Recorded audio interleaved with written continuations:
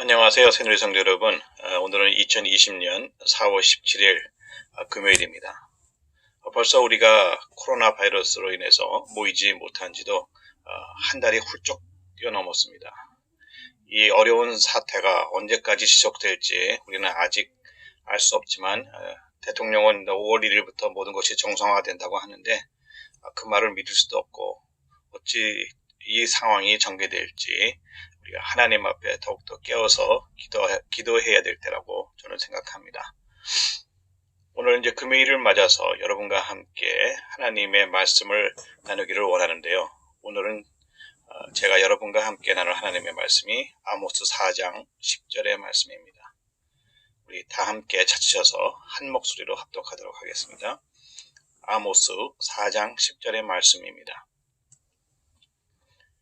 내가 너희 중에 연병이 임하게 하기를 애굽에서 한 것처럼 하였으며 칼로 너희 청년들을 죽였으며 너희의 말들을 노력하게 하며 너희의 진의 악취로 코를 찌르게 하였으나 너희가 내게로 돌아오지 아니하였습니다. 이는 여호와의 말씀이니라. 저는 이 말씀을 가지고 여호와를 찾으라 그리하면 이라는 제목으로 여러분과 함께 은혜의 시간을 나누기 원합니다. 지금 여호와 하나님께서 이스라엘 백성이 출애굽할 때에 강팍한 그 바로와 그의 백성 애굽 사람들에게 내리셨던 극심했던 그 재앙의 연병에 견줄 만한 심한 전염병을 이스라엘에게 임하게 하셨다고 말씀하시고 계십니다. 이뿐만 아니라 또한 전쟁을 이스라엘에게 임하게 하셔서 이방 나라들의 침공을 받은 많은 이스라엘 청년들이 전쟁에서 죽임당하며 목숨을 잃고 또한 가지고 있던 많은 군마들도 노략당하고 그들의 진은 시체 썩는 냄새가 진동할 정도로의 끔찍한 패배를 맛보았음에도 이스라엘이 여호와께로 돌아오지 않았다는 것을 우리는 이 말씀을 통해서 알게 되는 것입니다. 그러한 심판을 통하여서 하나님께서 이스라엘에게 원하셨던 것이 있었습니다. 그것은 그들이 하나님을 다시 찾고 그들이 여호와께로 다시 돌아오는 것입니다. 이는 여호와의 말씀이니라. 오늘 본문 성경 말씀의 마지막 구절을 살펴보니 아모스가 하나님 여호와의 말씀을 전하고 있는 것을 볼 수 있습니다. 아모스 1장 1절의 말씀에도 두고와 목자 중에 아모스가 이스라엘에 대하여 묵시받은 말씀이라 라고 말씀합니다. 그 말씀은 아모스가 하나님으로부터 이스라엘에 대한 예언과 계시의 말씀을 받고 이스라엘에게 그 받은 묵시의 말씀을 전하였다는 것을 우리들로 알게 해줍니다. 구약시대에는 하나님께서 많은 선지자를 통하여서 그 백성들에게 말씀하셨습니다. 그리고 그 선지자를 통하여 하신 말씀을 하나님께서 다 그대로 행하셨습니다. 성경은 하나님께서 무엇을 행하시기 전에 먼저 그 종 선지자들에게 보이시고 알게 하여 주신다고 말씀하십니다. 아모스서 3장 7절에 이렇게 말씀하시죠. 주 여호와께서 자기의 비밀을 그 종 선지자들에게 보이지 아니하시고는 결코 행하심이 없으시리라 라고 말씀하시는 것입니다. 선지자는 어떠한 사람입니까? 선지자는 이처럼 하나님의 음성을 듣는 자입니다. 선지자는 하나님의 비밀한 것들을 보는 자들입니다. 선지자는 그들이 먼저 보고 들은 하나님의 말씀을 백성들에게 전하는 그러한 사명을 가진 자들입니다. 오늘 본문의 주인공 아모스 역시 무거운 짐진자라는 그러한 이름의 뜻을 가진 공의를 선포한 선지자였습니다. 아모스는 공법을 인진으로 변하며 정의를 땅에 던지는 자들에게, 즉 공의와 정의를 전혀 지키지 않는 그러한 이스라엘 백성들에게 공의와 정의를 행하라고 선포합니다. 5장 24절에 이렇게 말씀하시죠. 오직 공의를 물같이 정의를 하수같이 흘릴지어다 라고 선포하는 것입니다. 그것은 무슨 말씀입니까? 하나님께서 공의를 행하시고 하나님께서 정의를 행하시니 너희 백성, 하나님의 백성된 너희들도 하나님과 같이 공의를 행하고 정의를 행하라는 것입니다. 아모스 선지자는 직업적인 선지자는 아니었습니다. 다시 말하여서 그가 날 때부터 선지자로서 부르심을 받은 자는 아니었다는 말씀입니다. 그는 예루살렘으로부터 남쪽으로 10마일 정도 떨어진 유다에 속해 있는 두고아라는 아주 작은 마을 출신의 목자였죠. 두고아는 목초지가 많이 있어서 양을 방목하고 키우는 데 아주 적합한 그러한 장소였습니다. 한마디로 그는 아주 평범한 유다의 목자였던 것이죠. 하나님께서 이처럼 촌구석의 목자, 즉 아무것도 세상에 내세울 만한 특별한 것이 없는 극히 평범한 평민이었던 아모스를 그토록 중대한 무거운 짐이 될 수 있는 하나님의 메시지를 전달하는 하나님의 선지자로 부르신 사건은 매우 흥미롭습니다. 하나님께는 그러한 아모스를 부르실 만한 분명한 이유가 있으셨겠죠. 아모스를 부르실 때에 시대적 상황을 살펴보고 또한 선지자가 하나님의 음성, 하나님의 비밀을 들을 만한 사람이어야 된다는 것을 우리가 생각해 본다면 하나님께서 아모스를 선택한 그 이유에 대해서 여러분 아하 하고 여러분의 무릎을 탁 치실 것입니다.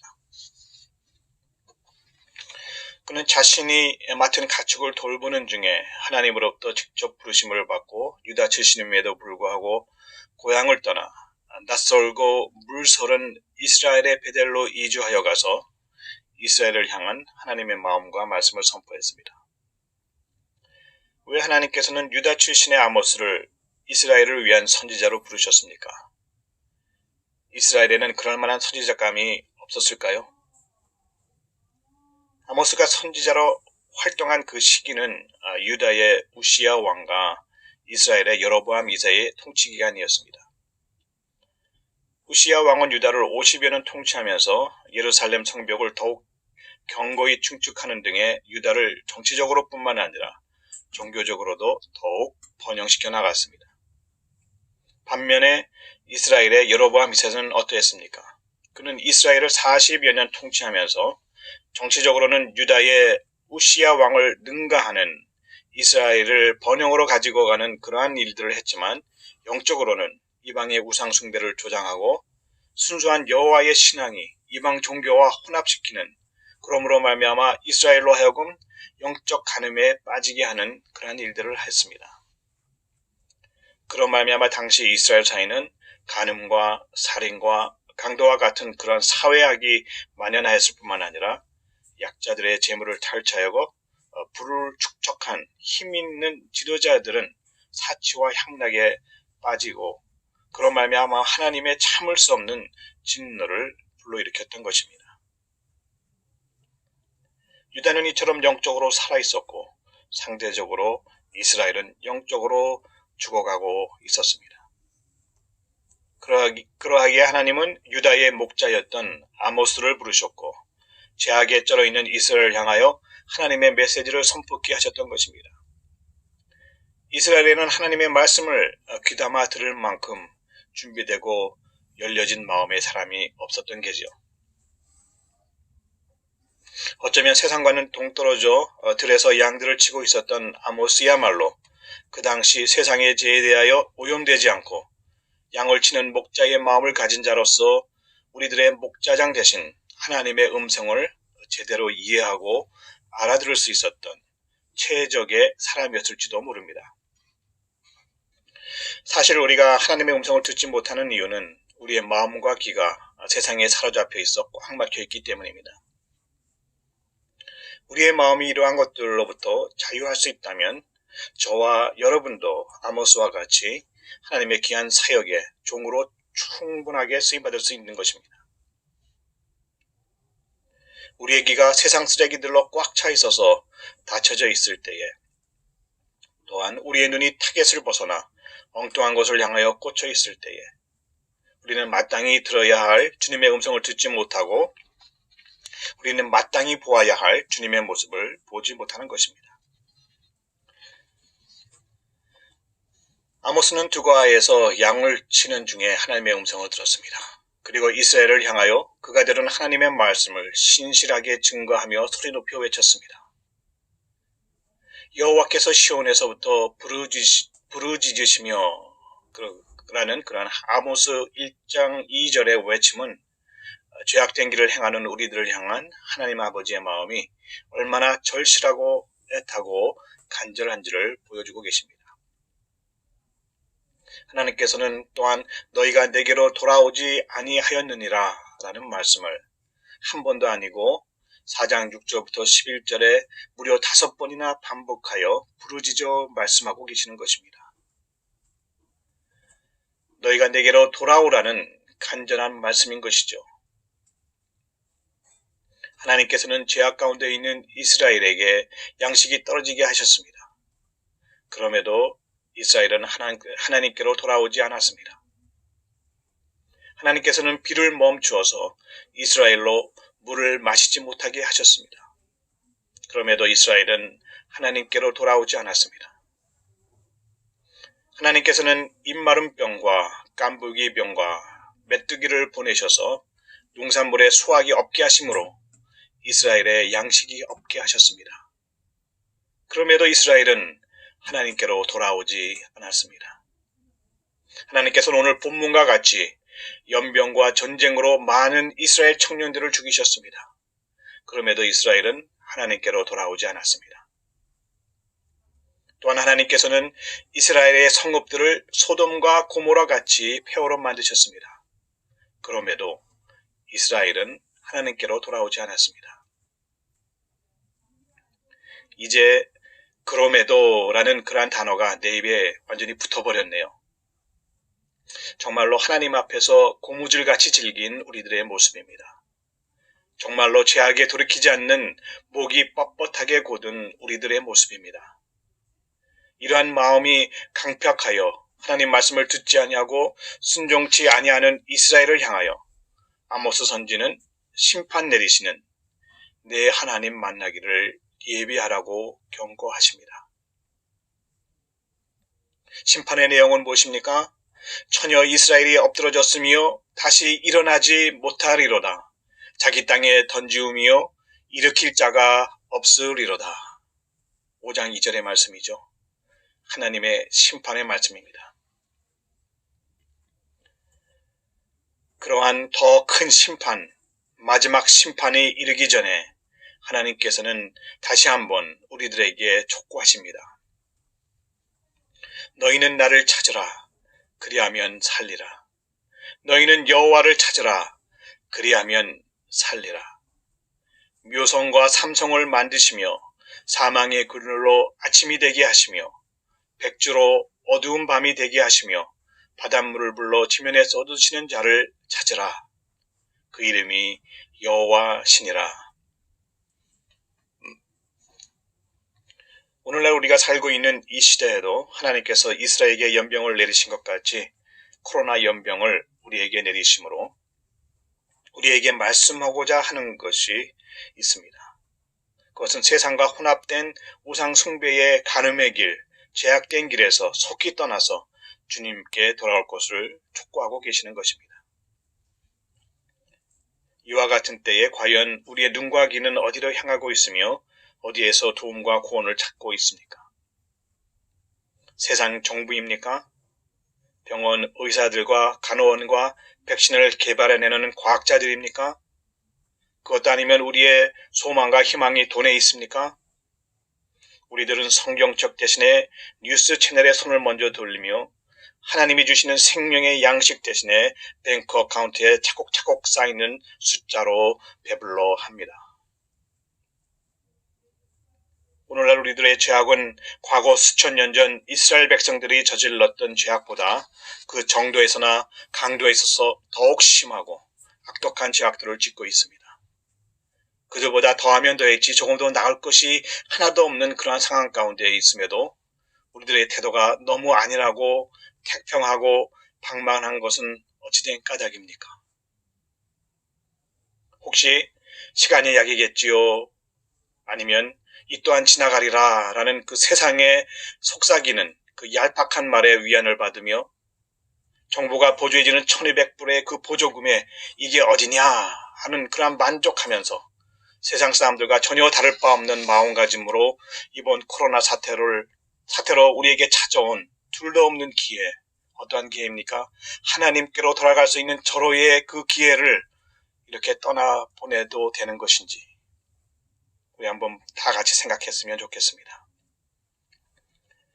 하나님께서 연병을 통하여 이스라엘 백성들이 하나님께 돌아오기를 원하셨던 것처럼 우리에게도 똑같은 심정을 가지고 계시는 것입니다. 이번 코로나 연병이 우리에게 주어진 하나님께로 돌이킬 수 있는 마지막 기회일 수도 있습니다. 하나님께서는 코로나 재앙을 통하여 하나님의 자녀된 백성들이 주님께 돌아오기를 원하시고 계시며 주님을 간절히 찾기를 원하시는 것입니다. 하나님 말씀을 거역하는 사탄의 자녀들은 당연히 불심판 가운데 떨어질 것이 이미 정해져 있기에 그들에게는 별 관심이 없으시겠지만 하나님이 선택하여 불러주신 우리 하나님의 자녀들에 대하여는 불심판 가운데 떨어지는 것을 하나님께서는 결코 원하시지 않으시는 것입니다. 마이크 허커비 전 알칸소 주지사는 최근 크리스천 포스트에 게재한 칼럼에서 이렇게 말했습니다. 코로나19보다 더 위험한 바이러스는 우리의 죄라. 그는 이 죄의 바이러스는 그 치사율이 100%에 이르는 아주 무서운 바이러스라고 얘기합니다. 우리가 무서워하는 코로나보다도 더 완벽한, 더 무서운 치사율을 가지고 있는 바이러스라는 것입니다. 오늘날 우리가 두려워하는 코로나 바이러스와는 견줄 수가 없는 아주 무서운 바이러스입니다. 그리고 그 코로나19에 대한 치료 백신은 아직 시중에 나와 있지 않지만 제2의 바이러스는 치료할 수 있는 백신이 우리에게 있다고 말합니다. 우리 구주의 보혈이 제2의 바이러스를 치료하는 영원한 효과가 있다고 그는 말하면서 로마서 3장 23절의 말씀을 인용하는 것을 볼 수 있었습니다. 제2의 삭선 사망이요 하나님의 은사는 그리스도 예수 우리 주 안에 있는 영생이니라.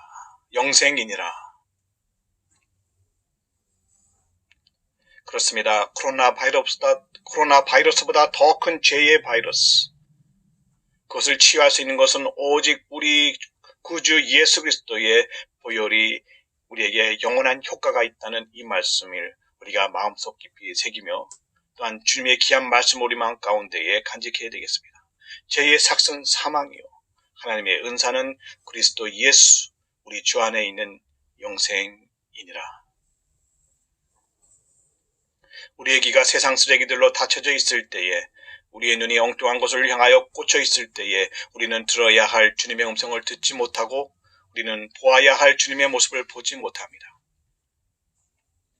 우리는 우리들의 제약된 모습을 돌아보아 하나님 앞에 회개함으로 하나님을 찾고 하나님께로 돌아가야 합니다. 우리의 소망은 세상이 아니라 하나님 나라에 있습니다.